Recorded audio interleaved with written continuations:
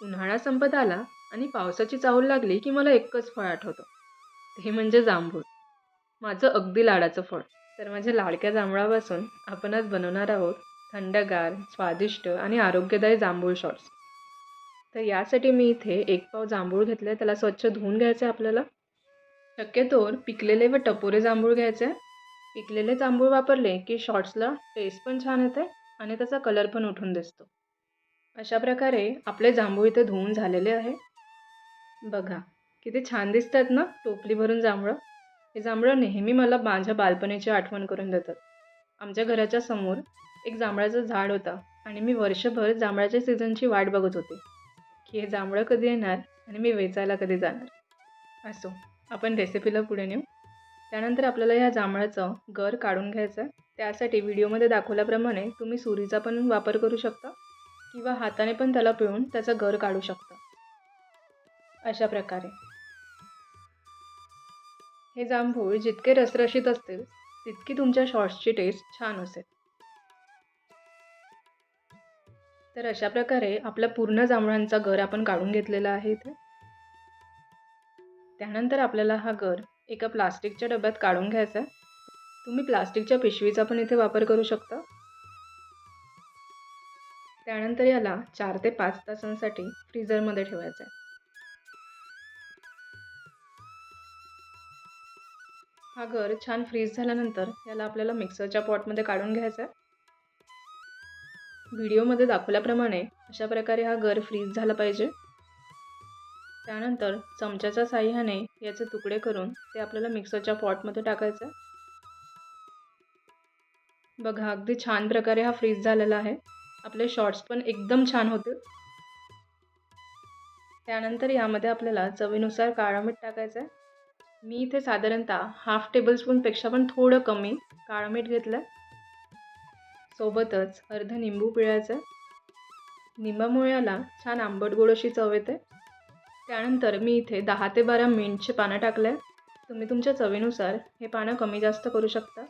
त्यानंतर मी इथे 1 टीस्पून साखर घेतलेली आहे. नंतर चवीनुसार थोडं तिखट टाकायचं आहे.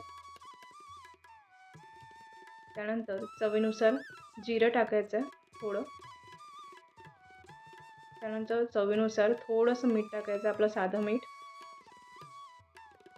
आणि त्यानंतर व्हिडिओमध्ये दाखवल्याप्रमाणे थोडं पाणी टाकून साधारणतः 4 ते 5 टेबलस्पून याला आपल्याला मिक्सरमधून ग्राइंड करून घ्यायचं आहे.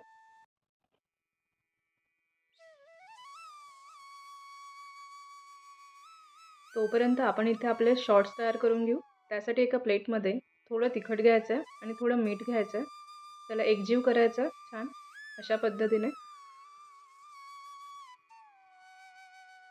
हे एकजीव झालं की आपले शॉर्ट्स घेऊन त्याला वरच्या कडेने निंबू लावून घ्यायचं.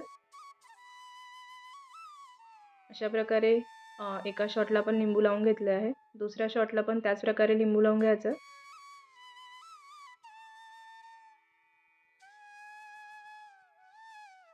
त्यानंतर या शॉर्ट्सला आपल्याला तर मसाल्यामध्ये ठेवायचं आहे, जेणेकरून पूर्ण कडांना मसाला छान पद्धतीने लागून जाईल. अशा प्रकारे सेम प्रोसिजर आपल्याला दुसऱ्या शॉर्ट्ससाठी पण करायची आहे. शॉर्ट्सच्या कडांना मसाला छान पद्धतीने अशा प्रकारे लागून गेला पाहिजे. इथे माझे दोन्ही शॉर्ट्स रेडी आहे. त्यानंतर मिक्सरमधून ग्राइंड केलेली ही पेस्ट आपल्याला इथे टाकायची आहे. बघा, किती छान टेक्स्चर आला ना शॉर्ट्सला. माझ्या तर तोंडाला आत्ताच पाणी सुटत. त्यानंतर जांभळाचा गर इथे आपल्याला टाकायचा आहे. गर टाकल्याने शॉर्ट्स घ्यायच्या वेळेस अगदी भारी लागतात. त्यानंतर मी इथे जेली चॉकलेटने गार्निशिंग केली आहे. हा एक माझा प्रयत्न झाला गार्निशिंग करण्याचा. तुम्ही चेरी पण यूज करू शकता किंवा इथे जांभूळसुद्धा यूज करू शकता. त्यानंतर मिंटनी यावर गार्निशिंग करायचे, मिंटचे पानं. तर अशा प्रकारे तयार आहेत आपले आरोग्यदायी आणि चवीला परिपूर्ण असे भन्नाट जांभूळ शॉट्स. मी तर यांना बघूनच मंत्रमुग्ध झाले. तर वाट कसली बघताय? जांभळाचा हंगाम संपण्याच्या अगोदर नक्की हे शॉर्ट्स ट्राय करा. मी खात्री देते तुम्हाला खरंच खूप आवडतील. आणि तुमचा अभिप्राय कमेंट सेक्शनमध्ये नक्की कळवा. तर वेळ झाली आहे आजच्या सुविचाराची. आजचा सुविचार आहे, माणसाची खरी ओळख त्याच्या वागण्यातून होते, बोलण्यातून नाही. व्हिडिओ शेवटपर्यंत पाहिल्याबद्दल मनःपूर्वक धन्यवाद. अशा स्वादिष्ट आणि सोप्या महाराष्ट्रीयन रेसिपीजसाठी मयुरीज महाराष्ट्रीयन रेसिपीज मराठी चॅनलला सबस्क्राईब करा आणि बेल आयकन नक्की दाबा, जेणेकरून प्रत्येक नवीन रेसिपीची माहिती तुम्हाला सर्वात आधी मिळेल. पुन्हा भेटूया एका नवीन आणि खास चविष्ट रेसिपीसह. धन्यवाद.